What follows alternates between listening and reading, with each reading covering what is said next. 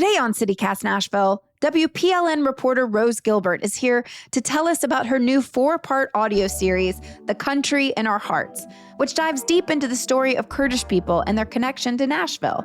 Also joining us is Dilman Yassin, the series' cultural advisor who shares her own experience as a refugee whose family fled Kurdistan to reach safety in America. It's Wednesday, July 9th. I'm your host, Marie Cecile Anderson, and this is what Nashville's talking about.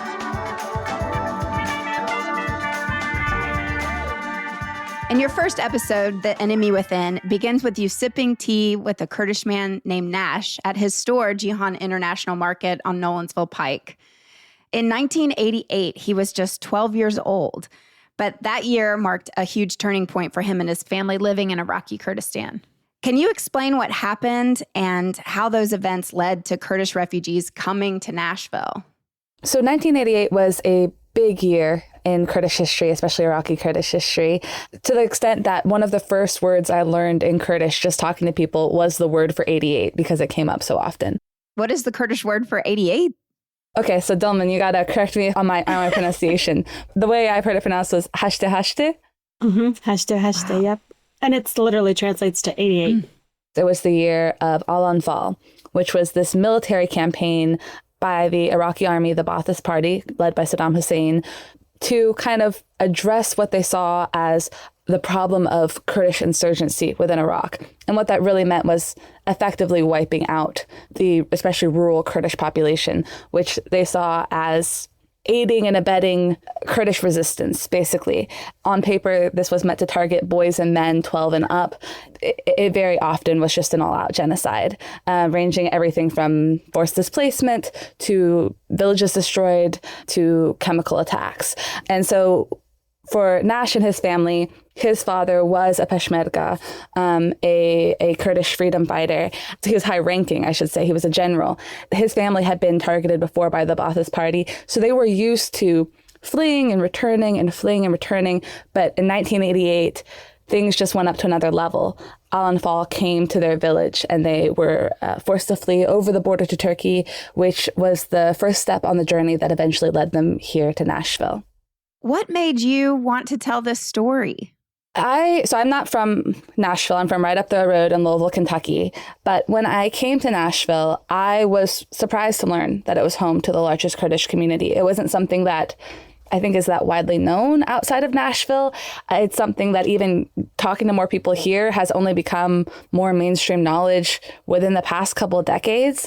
And I realized that I really did not know that much about the community here. And the more people I talked to, the more people outside of the community did not know that much. You know, there was like kind of the catch, like the line I hear to say, we're home to the largest Kurdish community in America.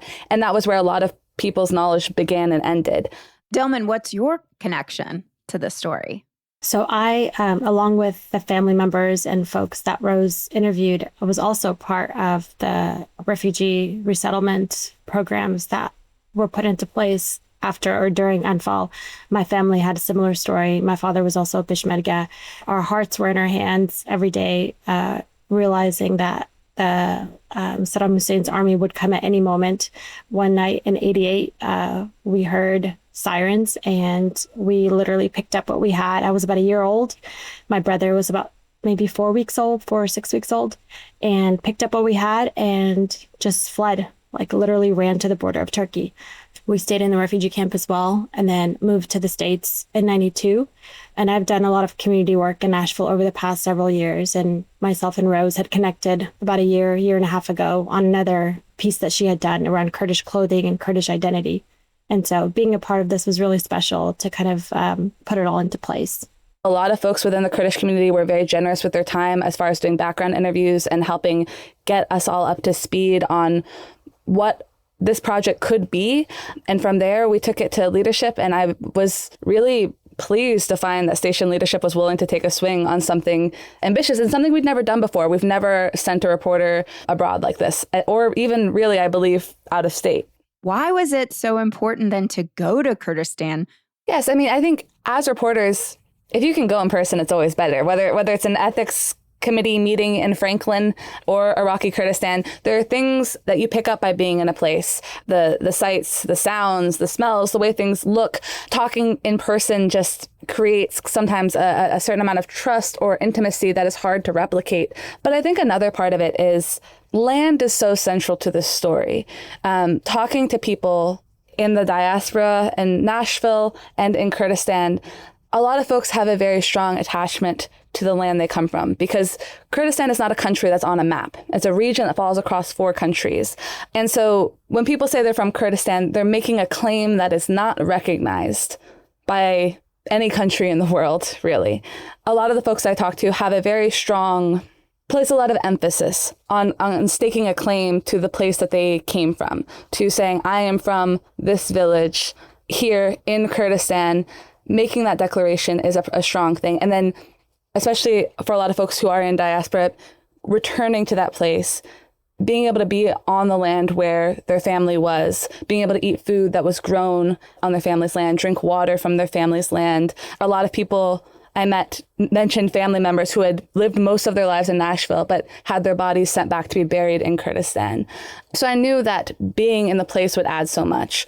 There's some really interesting literature, poetry, music about the cultural connection to land. A lot of people might have heard the phrase, like, the Kurds have no friends but the mountains. And the mountains really do loom large as a cultural element, and then more practically as a geographic protective element, both for civilian populations and for the guerrilla fighters like Dilman's father and so many others in the community, including the folks whose stories we share here. Well, so as an audio producer myself, I just so much enjoyed hearing your experience. We don't want to spoil this, but so Rose, you traveled for 3 days, 2 flights, you arrive in Erbil. Can you tell us about the people you met there and how their culture was celebrated with you there as a witness?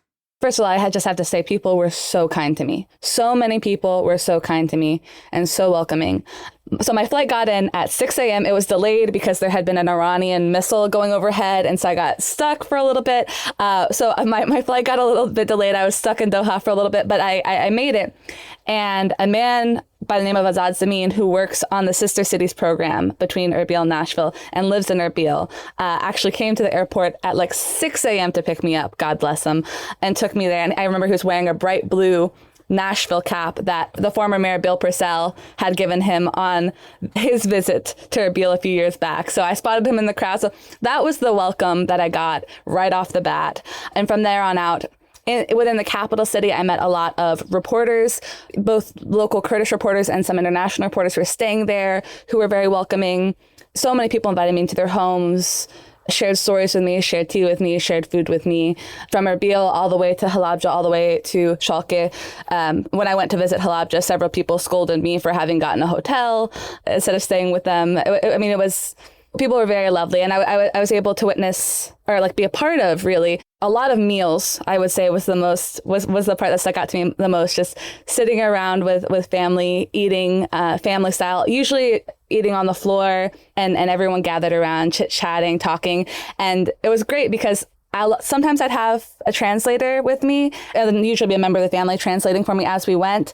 But even just being able to sit there for long amounts of time and hear people talk, you start to understand, like, get the rhythms of the language. And even if you can't really understand all the way, you know enough words, and you can kind of hear the tone and start to recognize a little bit of the conversation. And that was really special to be a part of. And you traveled there alone? Yes. Dilman, how did you support her from afar? I think just kind of providing that cultural context to her story, just making sure that some of the themes that were in there were appropriate. Our community is very close-knit, very close-knit. The majority of the people in Nashville know each other from the camps. If they don't know each other from the camps, they know each other from Kurdistan itself. Me and Rose were talking about there's always a connection some way, somehow. So if you tell me someone's name, if I don't know them, I have a sibling that knows them, or one of my parents knew them from the camp, or they were somebody's neighbor in my family. Somehow, some way, we all know each other. And so providing a little bit of a sense of cultural competency within the storytelling was primarily my role. Rose did such an amazing job telling these stories and providing the context to it, but I just kind of helped cross the T's and dot the I's when it comes to that aspect. She's selling herself short. She did a lot more than that. She had a lot of conversations with me before I went and was able to kind of help me get a sense of where my feet would be on the ground. And then, afterwards, listen to and provide a cultural competency review. We were talking about how wonderful it was because everyone does kind of know each other. It wasn't just like, here's somebody from the same background. It was, like you mentioned, Dillman, you have some of the same story and know the family. So it was nice to have that closer connection as well. So you were well prepared by the time you got there. Thanks to Dillman and many others, yes.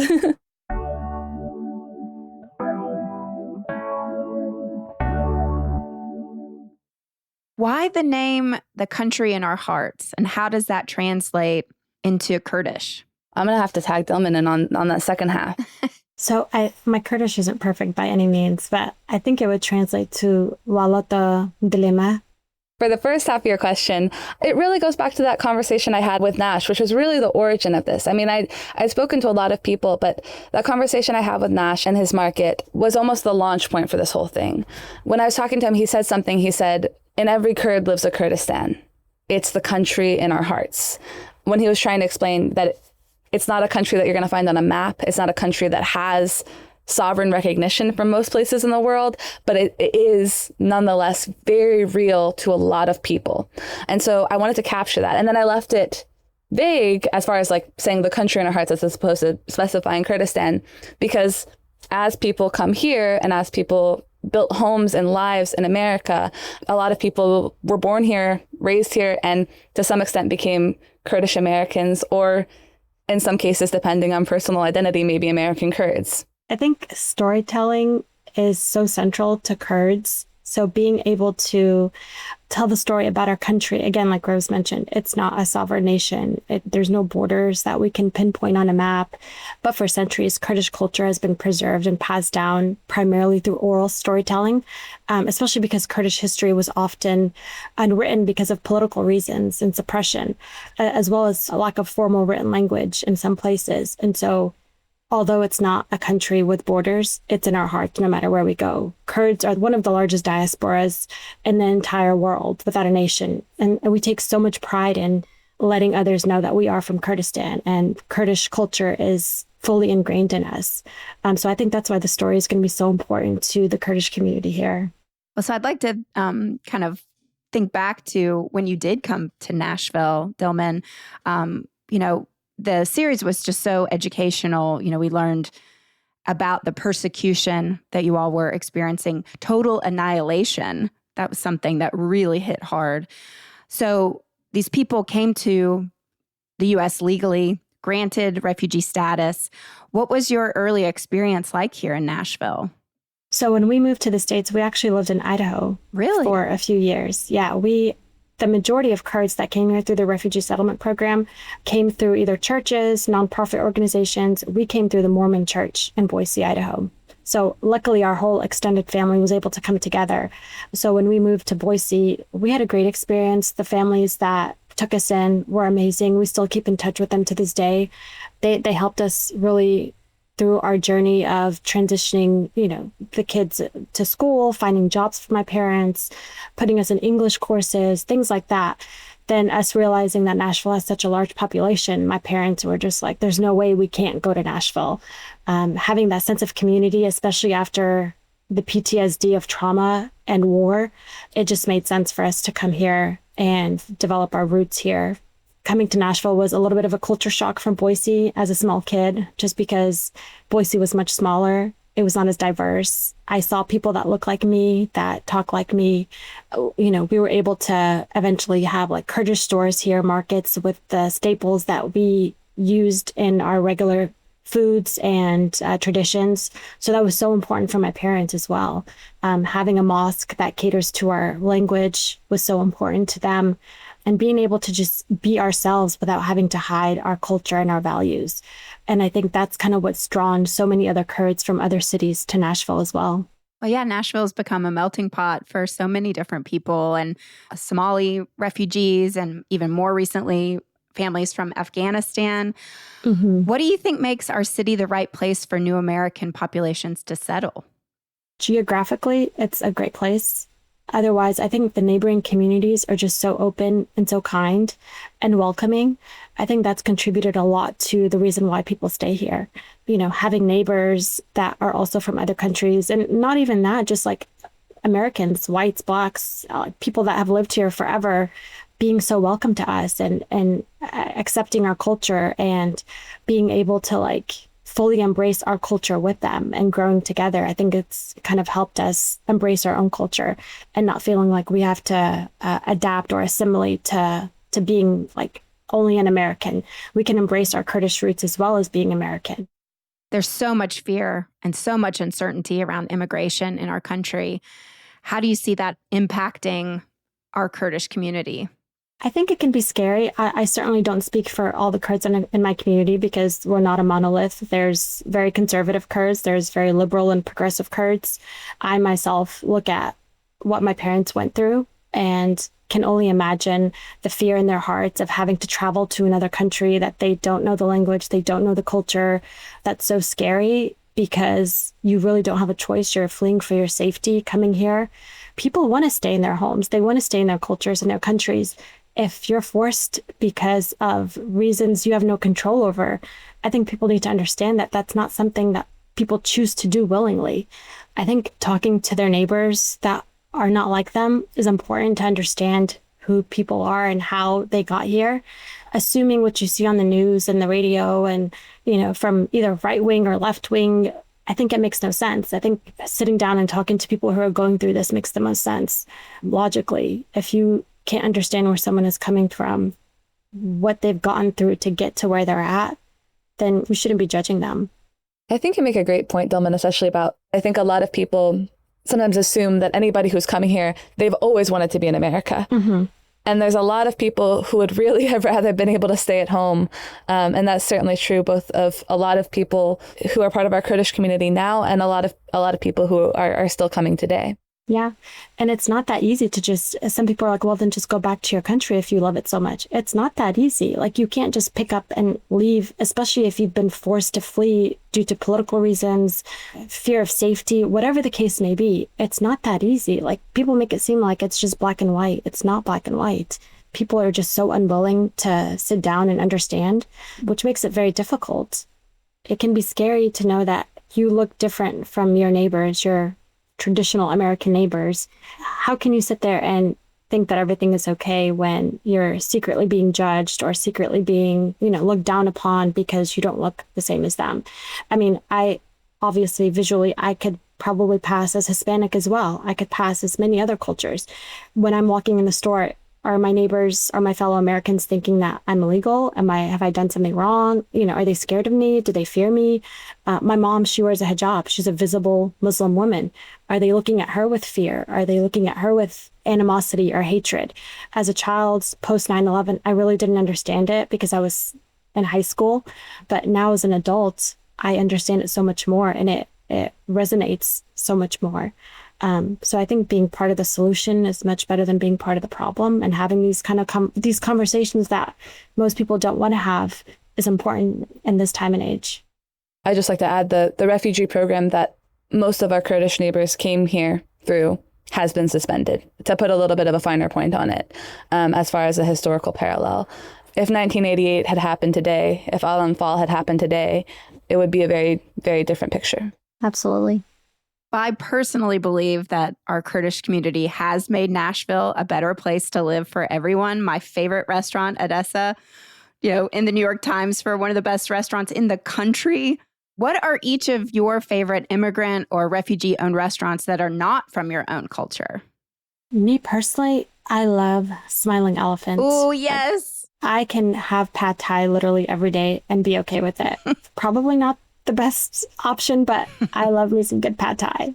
Oh gosh, there's so many good ones to choose from. Yeah. Edessa is actually one of the first places I ate in Nashville. When I first came to Nashville, I was an intern at the Tennessean, and the first welcome meal they took me to was at Edessa. So it has a soft spot in my heart. There's a really good pupuseria on Nolensville that I really enjoy.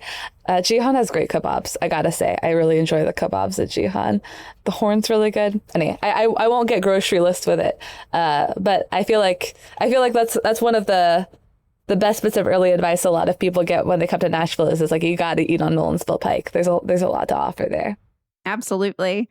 Dillman, you mentioned how great it was coming here and being able to shop for the right ingredients to use in cooking.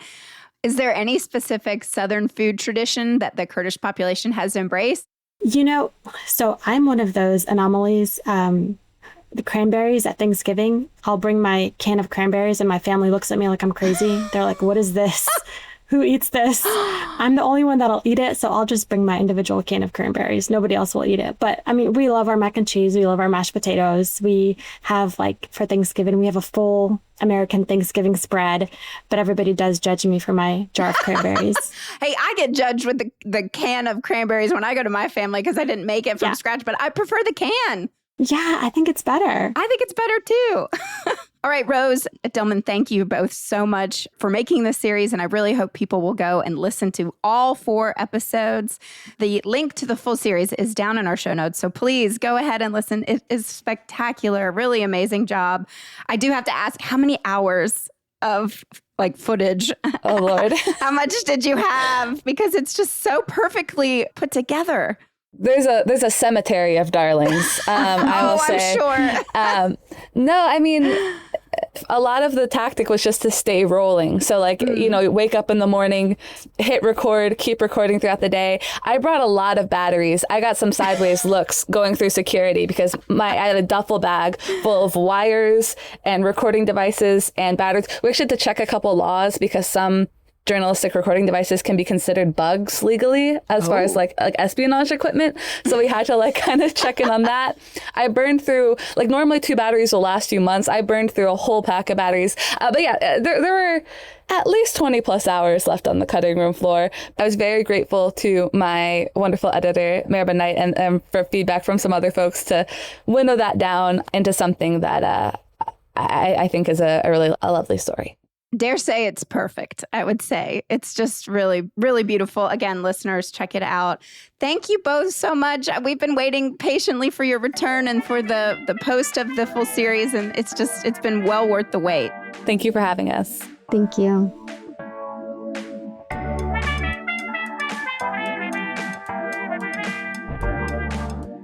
That's all for today here on CityCast Nashville. And be sure to check out The Country in Our Hearts. If you enjoyed the show, why not tell your friends? Rate the show, leave us a review, and subscribe to our Hey Nashville newsletter.